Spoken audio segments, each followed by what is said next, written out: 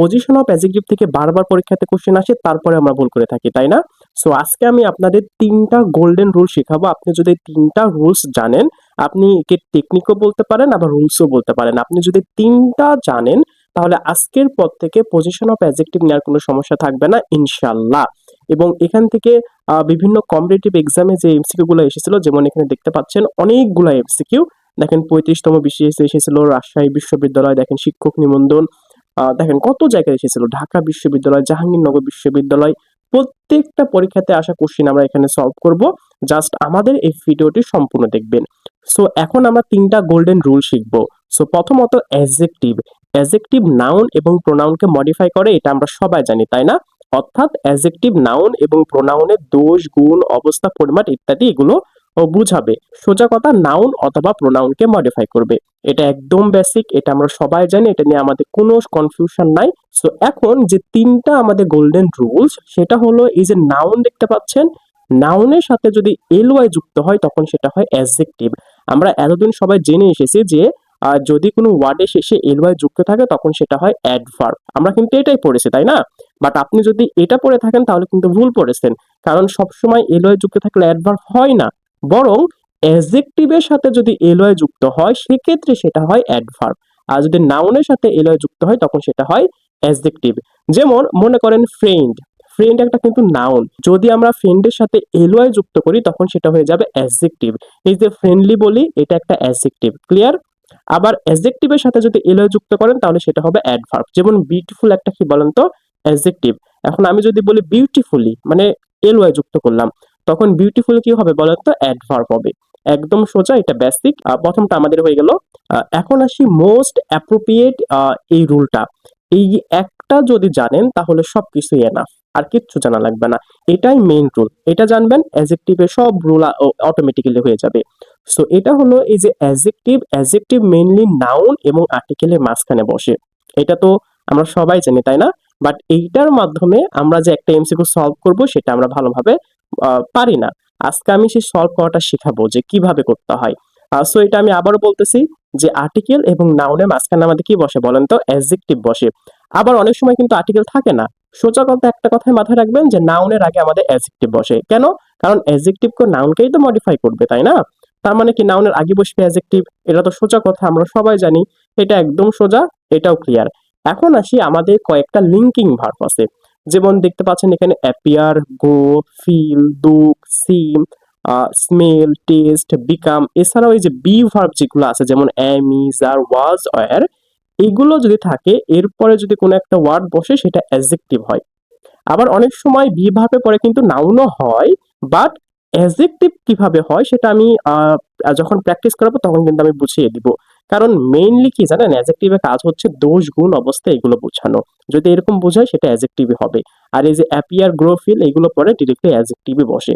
এটা একদম সহজ। আমাদের 3টা হয়ে গেল। আমি আবারও বলতেছি, নাউনের সাথে যদি এলওয়াই যুক্ত হয় তখন সেটা হয় অ্যাডজেক্টিভ, আর অ্যাডজেক্টিভের সাথে যদি এলওয়াই যুক্ত হয় তখন সেটা হয় অ্যাডভার্ব।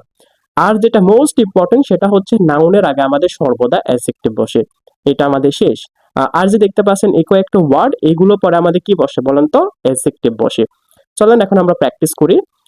সো এই যে 1 নম্বর এমসিকিউ দেখেন, এখানে বলছে যে হি ওয়াজ আ রাদার ডিসএগ্রিবল ম্যান। সো এখানে নোট করার বিষয় যে এখানে ডিসএগ্রিবল এটা কি হবে, তাই না? সো দেখেন এরপরে কি আছে, ম্যান। ম্যান একটা কি, নাউন। এখন বলেন তো নাউনের আগে কি বসে? এই যে দেখেন নাউনের আগে কি বসে, অ্যাডজেক্টিভ বসে। তাহলে এই যে ডিসএগ্রিবল এটা কি হবে, অ্যাডজেক্টিভ হবে। দেখছেন, জাস্ট ওই একটা রুল, আমি তো বলেছি যে ওটা মোস্ট ইম্পর্টেন্ট রুলস। সো আপনি যদি ওই একটা জানেন তাহলে সব একদম পানি হয়ে যাবে। সো 2 নম্বরটা দেখেন, এখানে বলছে স্টিল ওয়াটার্স রান ডিপ। এইটা দেখেন, এটা দেখেন, এটা দেখেন, এই যে প্রাথমিক সহশিক্ষক 9 এবং 14, মানে বুঝতে পারছেন এটা কিন্তু 2বার শিক্ষক নিবন্ধন এসেছিল। আবার দেখেন রাজশাহী বিশ্ববিদ্যালয়েও এসেছিল। সো এই এমসিকিউ যদি পরীক্ষাতে আসে তাহলে কিন্তু সবাই ভুল করে। এখানে ভুল করার রিজনটা কি জানেন? এখানে বুঝতেই পায় না যে স্টিলটা কি হবে। এখানে বলছে স্টিলটা কি হবে, আর এখানে বুঝতে পারে না ওয়াটারটা কি, এটা কি নাউন না ভার্ব। এটা একটু সমস্যা হয়, তাই না? সো দেখেন, এই যে দেখেন, এই যে রান, এটা একটা কি বলেন তো, ভার্ব। ভার্বের আগে কি বসে, নাউন বসে। দেখেন ওয়াটার একটা কি বলেন তো, নাউন। ওয়াটার নাউনও হতে পারে, আবার ভার্বও হতে পারে।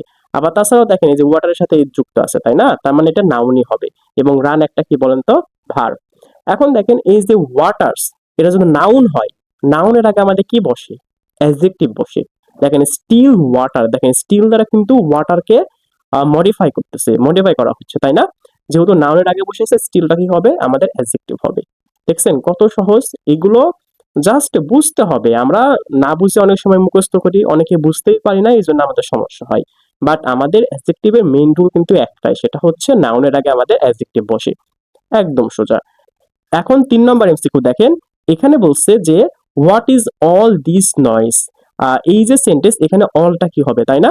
সো এই এমসিকিউ আমি যদি আলাদাভাবে দিতাম এবং যদি অনেকগুলো এমসিকিউ থাকতো পরীক্ষাতে, যদি আসতো এই এমসিকিউ সবাই ভুল করতো। কেউ বুঝতেই পারতো না যে এখানে অল অল হবে একটা অ্যাডজেক্টিভ, এটা কিন্তু সবাই ভুল করবে। সো এই যে অল দেখতে পাচ্ছেন, এটা কিন্তু মডার্ন ডিকশনারি অনুসারে, এটা কিন্তু মানে মডার্ন গ্রামার অনুসারে এটা কিন্তু একটা ডিটারমিনার ধরা হয়, বাট এটা একটা অ্যাডজেক্টিভ। কেন? লক্ষ্য করেন অলের পরে এখানে কি আছে? This noise. দেখেন নয়েজ একটা কি বলেন তো? নাউন, তাই না? এখন দেখেন এই অল কাকে মডিফাই করতেছে? নয়েজ কে মডিফাই করতেছে। কিভাবে? কারণ এখানে বলছে যে what is all this noise, মানে এই দিস, এই নয়েজ গুলোকে অল দ্বারা প্রকাশ করতেছে, মানে এই সকল নয়েজ। এখন দেখেন নয়েজ একটা নাউন এবং এই অল দ্বারা নয়েজ কে মডিফাই করতেছে, মানে নাউন কে মডিফাই করতেছে। আর নাউনকে কে মডিফাই করে? অ্যাডজেক্টিভ মডিফাই করে। তাহলে এই যে অল একটা কি হবে? অ্যাডজেক্টিভ হবে। ক্লিয়ার? সো এটা কিন্তু ট্রেডিশনাল গ্রামার অনুসারে এটা অ্যাডজেক্টিভ, বাট মডার্ন গ্রামার অনুসারে এটা কিন্তু ডিটারমিনারও হয়। সো আমি এক্সট্রা তথ্য বলে দিলাম, আপনাদের ভবিষ্যতে কাজে আসতে পারে। এখন আপনার জন্য 4টি অ্যানাউন্সমেন্ট। প্রথমটি হচ্ছে স্মার্ট পকেট গ্রামার। আমি মূলত মাস্টার বইয়ে প্রায় 95% গ্রামার রুল টপিক ওয়াইজ সুন্দর করে সাজিয়ে ছোট্ট একটি নোট তৈরি করেছি, যার নাম হচ্ছে স্মার্ট পকেট গ্রামার। এই স্মার্ট পকেটের গ্রামারের বিশেষত্ব হচ্ছে এটার পেজ সংখ্যা মাত্র 29, এবং এই 29 পেজের মধ্যে মাস্টার বইয়ে প্রায় সকল গ্রামার রুল দেওয়া আছে। এছাড়াও আদার যে ফেমাস বইগুলো রয়েছে, যেমন ইংলিশ ফর কম্পিটিটিভ এক্সাম এবং টোফেল বইগুলো থেকে গুরুত্বপূর্ণ গ্রামার রুল নিয়ে আমাদের স্মার্ট পকেট গ্রামারটি সাজানো। এবং এইটার নাম স্মার্ট হয়েছে কারণ আমাদের গ্রামার যে রুল আছে, রুলের নিচে কিন্তু আমাদের ভিডিও লিঙ্ক দেওয়া আছে।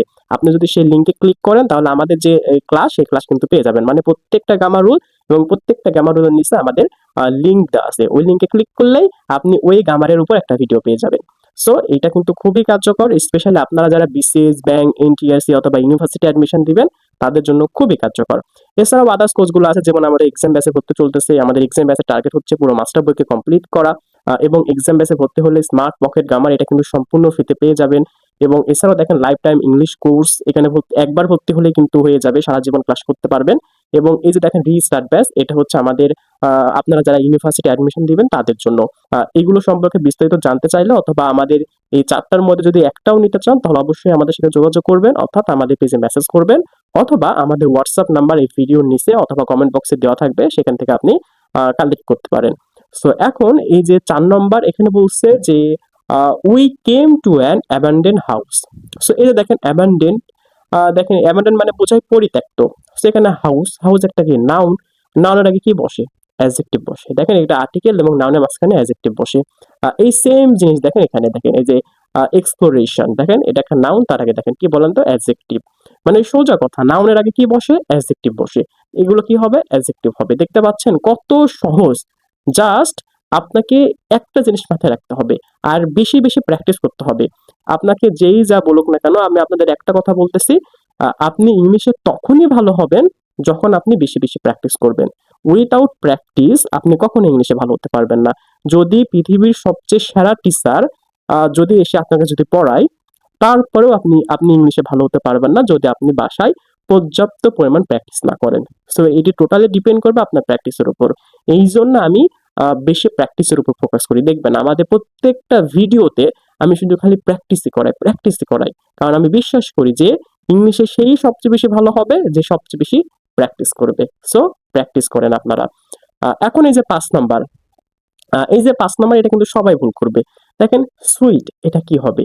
এটা কি অ্যাডজেক্টিভ হবে না এটা নাউন হবে? কেন? দেখেন সুইট এটা কিন্তু সাবজেক্টের জায়গাতে বসেছে। দেখেন আর একটা ভার্ব দেখেন সেন্টেন্সের শুরুতে বসেছে। সবাই এটা নাউন করবে, করতেই পারে তাই না? বাট এটা নাউন না, এটা অ্যাডজেক্টিভ হবে। সুইট এমনিতেই অ্যাডজেক্টিভ, তাই না? সো এখানে আমি রাইট ফর্ম অফ ভার্ব থেকে একটা রুল বলি। সেটা হচ্ছে সেন্টেন্সের শুরুতে যদি অ্যাডজেক্টিভ থাকে, এরপরে যে ভার্বটা বসে, এই যে দেখতে পাচ্ছেন আর, এটা একটা ভার্ব। এই ভার্বটা সিঙ্গুলার হবে না প্লুরাল হবে, এটা ডিপেন্ড করে পরবর্তী যে নাউন থাকবে তার উপর। দেখেন পরবর্তীতে এখানে নাউন আছে, দেখেন ইউজেস, এটা হচ্ছে আমাদের নাউন। দেখেন ইউজেস এটা আছে আমাদের প্লুরাল, দ্যাটস ওয়াই এখানে ভার্বটা হয়েছে আমাদের প্লুরাল। এটা কিন্তু আমাদের রাইট ফর্ম অফ ভার্বের টপিক। এবং এত কঠিন কঠিন এমসিকিউ আমি এখানে দিয়েছি যাতে আপনি এই প্রত্যেকটা এমসিকিউ আপনি যাতে এক্সপিরিয়েন্স করতে পারেন এবং বুঝতে পারেন যে কিভাবে কি হচ্ছে। সো এখানে যে সুইট এটা কিন্তু অ্যাডজেক্টিভ এবং এটা রাইট ফর্ম ভার্ব থেকে নেওয়া। এই যে এখানে আর যেটা হয়েছে এই যে প্লুরাল ভার্ব এটা হয়েছে এই যে ইউজেস এর জন্য, এটা একটা নাউন। এখন কোশ্চেন আসতে পারে তাহলে এই যে অ্যাডভার্সিটি এটাও তো নাউন, তাহলে একে কেন্দ্র করে কেন হলো না, তাই না? সো মাথায় রাখবেন যে অপের আগে মানে সোজা কথা প্রিপোজিশনের আগে যে নাউনটা থাকে সেটা আমাদের মেইন নাউন হয়। এখন দেখেন অপ একটা প্রিপোজিশন, প্রিপোজিশনের আগে আসে হচ্ছে ইউজেস, দ্যাটস ওয়াই আমরা ইউজেসকে আমরা মেইন নাউন হিসেবে ধরবো। একদম সোজা। সেটা কি হবে বলেন তো? অ্যাডজেক্টিভ। এখন দেখেন এই যে be verb, appear, grow, feel, look, seem, smell, taste, become, এগুলো পরে আমাদের কি বসে? অ্যাডজেক্টিভ বসে। এগুলো কিন্তু আমি আগেই বলেছি, তাই না? মনে করেন আপনি এগুলো জানেন না, আমি ধরে নিয়েছি যে আপনি এগুলো জানেন না বা আপনি এগুলো মুখস্থ করতে পারবেন না, তারপরেও আপনি বুঝতে পারবেন যে এটা একটা অ্যাডজেক্টিভ। কিভাবে? যেমন এই 6 নাম্বার দেখেন এখানে বলছে এক্সামিনেশন আর ফ্রাইটেনিং। ফ্রাইটেনিং মানে কি? ভয়ঙ্কর। এখন আপনি বলেন তো এই যে ফ্রাইটেনিং মানে যে ভয়ঙ্কর, ভয়ঙ্কর তো এমনিতেই অ্যাডজেক্টিভ, এটা কি আপনাকে আবার এক্সট্রা ভাবে বোঝানোর কোনো প্রয়োজন আছে? কোনো প্রয়োজন নাই। আমি যদি আপনাকে বলি যে বিউটিফুল এটা কি হবে? আপনি কি বিউটিফুল কখনো নাউন বলবেন? বলবেন না। আপনি কিন্তু অটোমেটিক্যালি বলবেন যে বিউটিফুল একটা অ্যাডজেক্টিভ, তাই না? কারণ বিউটিফুল মানে সুন্দর, একটা গুণকে বোঝায়। একইভাবে ফ্রাইটেনিং মানে কি? ভয়ঙ্কর। এটাও তো দোষ গুণের মধ্যে তো কিছু একটা বোঝায়, তাই না? তাহলে ফ্রাইটেনিং মানে যদি ভয়ঙ্কর বোঝায়, তাহলে এই যে ভয়ঙ্কর এটা অটোমেটিক্যালি একটা কি? অ্যাডজেক্টিভ। এগুলো কিন্তু ওইভাবে আমাদের জানা দরকার নাই।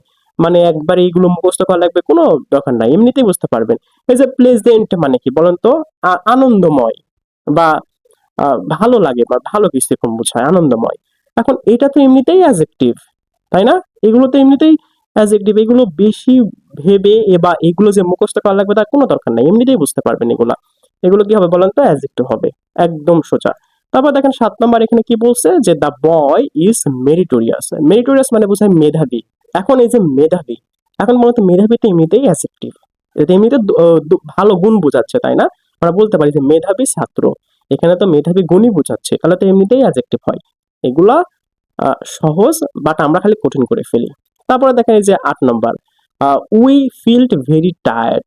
দেখেন আমরা খুবই ক্লান্ত ফিল করতেছি। টায়ার্ড তো এমনিতেই একটা অ্যাডজেক্টিভ। তারপরেও দেখেন এই টায়ার্ড দ্বারা দেখেন উই মানে প্রোনাউনকে মডিফাই করতেছে। যখন কোন একটা ওয়ার্ড প্রোনাউন অথবা নাউনকে মডিফাই করে তখন সেটা অ্যাডজেক্টিভ হয়। দেখেন এখানে কোশ্চেন করেন টায়ার্ড, কে টায়ার্ড? আমরা টায়ার্ড না। তাহলে টায়ার্ড দ্বারা কাকে মডিফাই করতেছে? We K? প্রোনাউনকে। প্রোনাউনকে মডিফাই করলে কি হবে? অ্যাডজেক্টিভ হবে। একদম সোজা। এগুলো পানির মতো সোজা।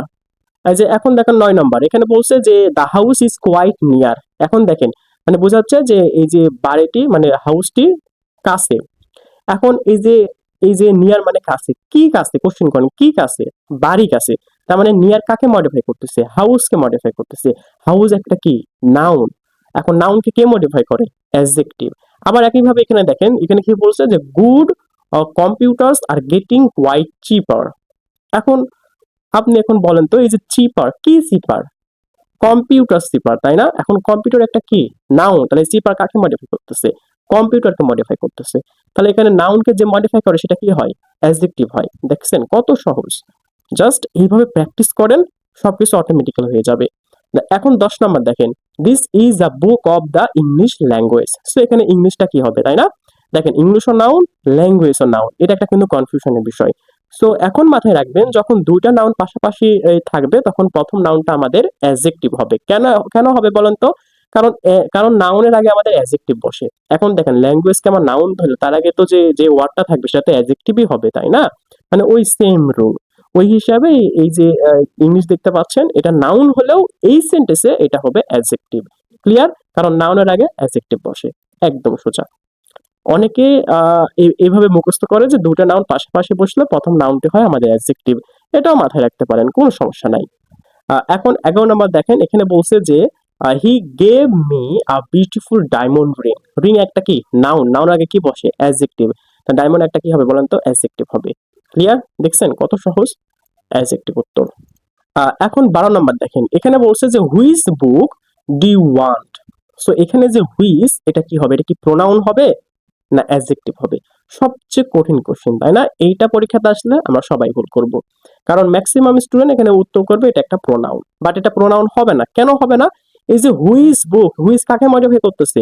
বুককে মডিফাই করতেছে, তাই না? বুক একটা কি নাউন, দ্যাটস ওয়াই এখানে যে দেখতে পাচ্ছেন হুইজ, এটা হবে আমাদের অ্যাডজেক্টিভ হবে। ক্লিয়ার কি হচ্ছে? কারণ আমি তো একটা কথা বারবার বলি যে নাউনকে যে মডিফাই করবে সে অ্যাডজেক্টিভই হবে, আর কোনো কথা নাই। এখানে হুইজ বুক মানে নাউনকে মডিফাই করতেছে, দ্যাটস ওয়াই হুইজ হবে কি বলেন তো? অ্যাডজেক্টিভ। একদম সোজা। এগুলো দেখেন, এখানে আমরা টোটাল এরকম 12টা এমসিকিউ সলভ করলাম। আর আমাদের এই যে দেখতে পাচ্ছেন অ্যানাউন্সমেন্ট গুলা, এই 4টা কোর্সের মধ্যে আপনি যদি একটাতেও ভর্তি হতে চান তাহলে অবশ্যই আমাদের সাথে যোগাযোগ করবেন। আর আপনাদের কাছে আমার একটা রিকোয়েস্ট, যদি আমাদের এই ভিডিওটি ভালো লেগে থাকে তাহলে সবাই ডান লিখে কমেন্ট করবেন এবং আমাদের এই ভিডিওটি শেয়ার করে দিবেন। আল্লাহ হাফেজ।